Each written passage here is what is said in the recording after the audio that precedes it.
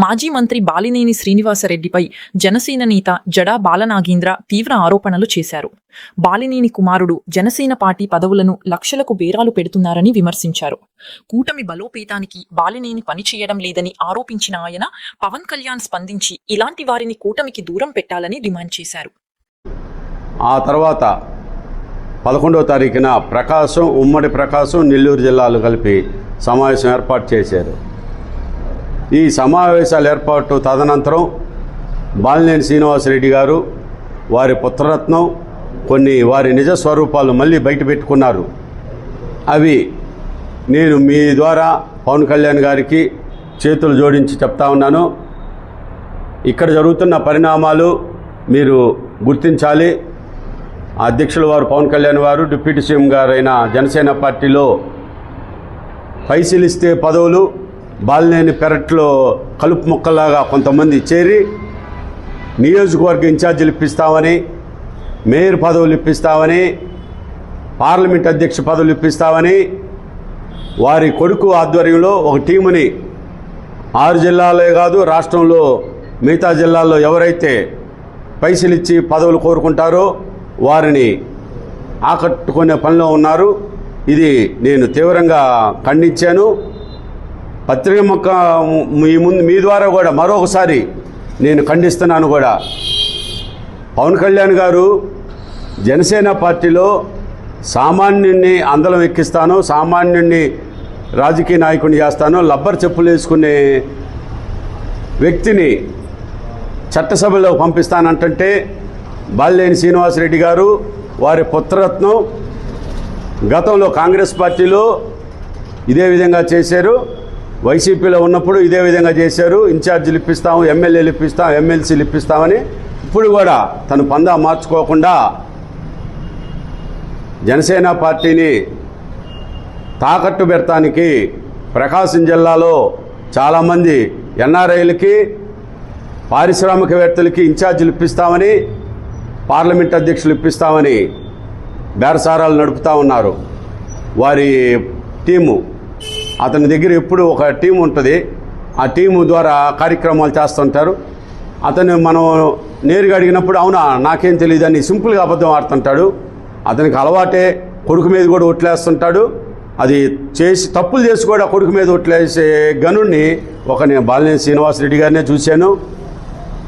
ఇప్పుడు నా విషయానికి వచ్చేలకే మీ అందరికీ తెలుసు, బాలినేని శ్రీనివాసరెడ్డి గారి విషయంలో, వారి పుత్రరత్నం విషయంలో కూటమి నాయకులైనా సరే, ప్రతిపక్ష నాయకులైనా సరే వారిని ప్రశ్నించినప్పుడు కానీ, వారిని వ్యతిరేకించినప్పుడు కానీ నేను ముందుండి వారిని ప్రొటెక్ట్ చేసిన మాట మీ అందరికి కూడా తెలుసు. ఇప్పుడు నేను జనసేన పార్టీ జిల్లా అధ్యక్షుడిగా ఉన్నానని మీ అందరికి కూడా తెలుసు. నేను మొదటి నుంచి కూడా ఆశించాను, తను కూడా నిన్ను జిల్లా అధ్యక్షుడిగా చేసే దానికి నేను ముందుంటాను అని చెప్పడం జరిగింది. మా ఇద్దరి మధ్య కమిట్మెంట్ జరిగింది. కానీ ఇప్పుడు గత 4 రోజుల నుంచి పరిణామాల్లో ప్రకాశం జిల్లా జనసేన అధ్యక్ష పదవిని 25 లక్షలకి బేరం పెట్టారు, నెల్లూరు జిల్లా అధ్యక్ష పదవిని 50 లక్షలకు బేరం పెట్టారు, తిరుపతి కూడా బేరం జరుగుతుంది, అలాగే రాయలసీమ జిల్లాల్లో కూడా బేరసారాలు జరుగుతున్నాయి. ఇవి మేయర్లు ఇప్పిస్తామని కొంతమందికి ఈ రకమైన బేరసారాలు కొడుకు ఒక టీముని దించి, పొట్టేగాళ్ళని దించి అంగట్లో పదవులు అమ్మకానికని జరుగుతూ ఉన్నాయి. నేను మీ ద్వారా మా నాయకుడు పవన్ కళ్యాణ్ గారి దృష్టికి తీసుకెళ్లాలనే ఉద్దేశంతో ఈ రోజున పత్రికా సమావేశం ఏర్పాటు చేయటం జరిగినది.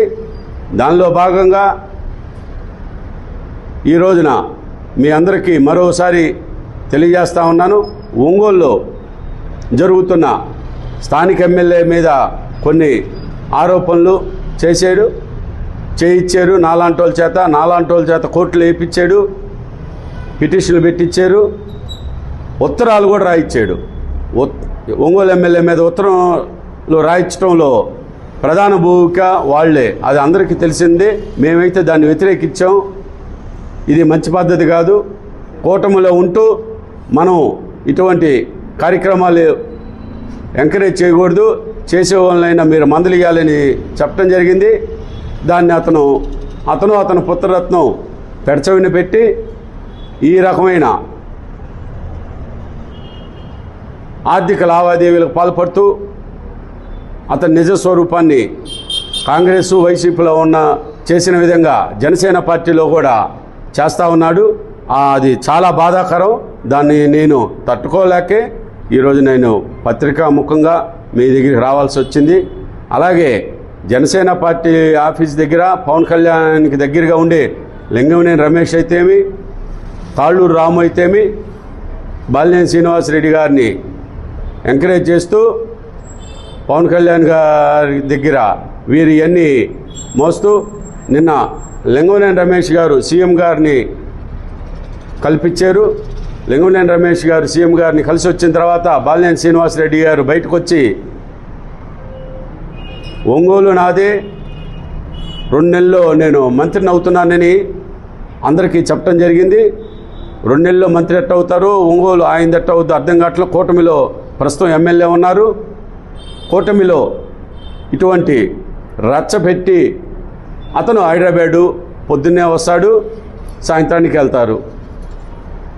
రచ్చబెట్టి చేస్తున్నారు. ఇది మంచి పరిణామం కాదు.